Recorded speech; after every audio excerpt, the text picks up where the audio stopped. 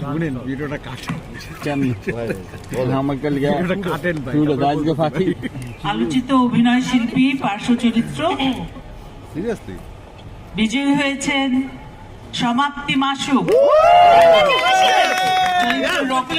শিউলিমালা। আচ্ছা, আমার কাছে মনে হচ্ছে যে এই সামনের টেবিলটাতে যারা বসছে তারাই আসলে অ্যাওয়ার্ড পাচ্ছে।